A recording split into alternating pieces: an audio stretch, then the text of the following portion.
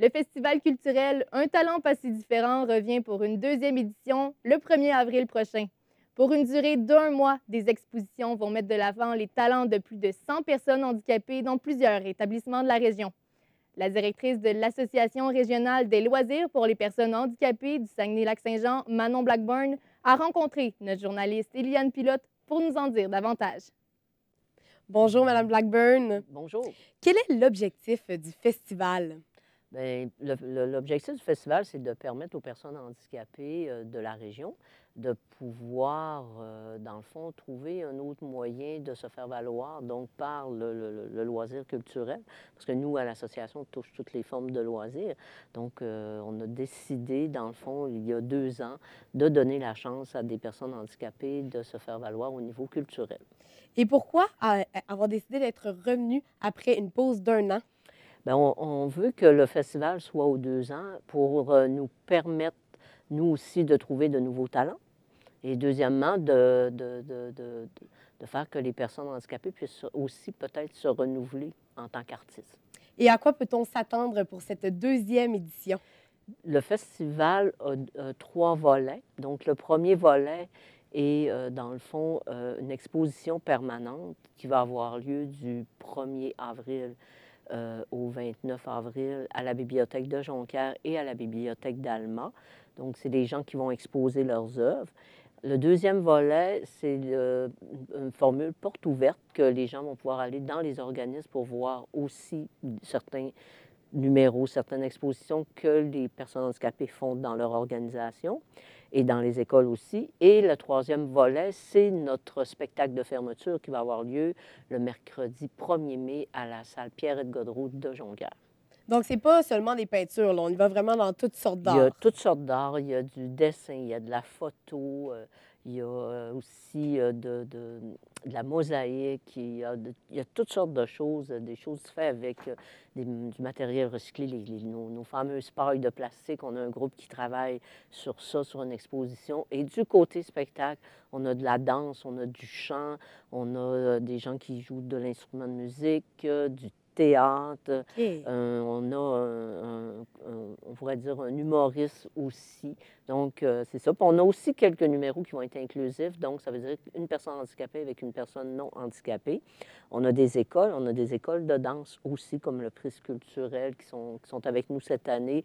On a certaines écoles aussi. Donc, on en est très fiers. Parce qu'au début de la première année, ce n'était uniquement que les organismes, nos organismes qui étaient membres de l'association. Donc là, on a créé une autre ouverture.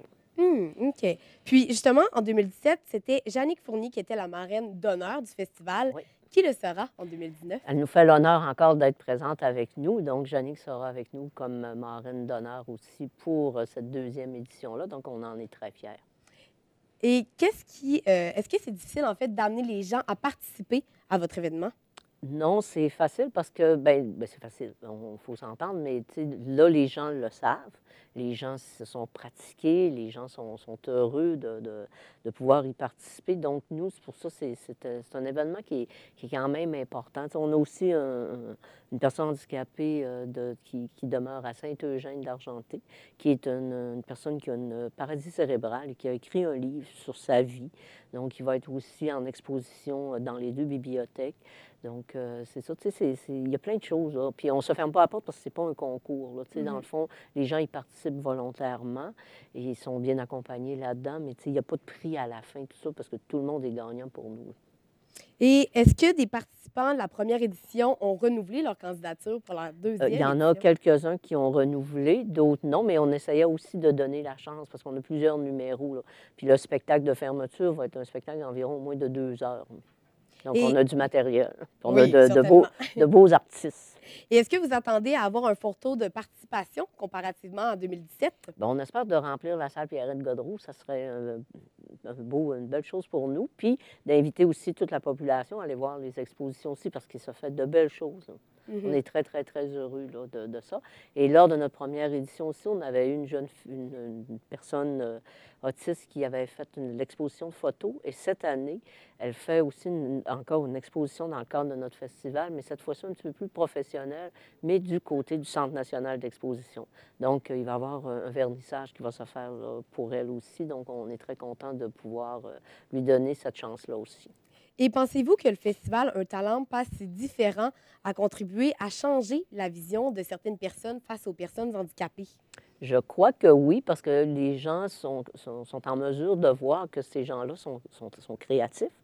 Ils font de belles choses malgré leur handicap. Puis c'est aussi de leur permettre, là, comme je disais, d'être sur une scène, tout ça. Puis je pense que les gens là, sont en mesure de constater que oui, c'est ça, ils ont un grand potentiel que des fois, nous, on ignore.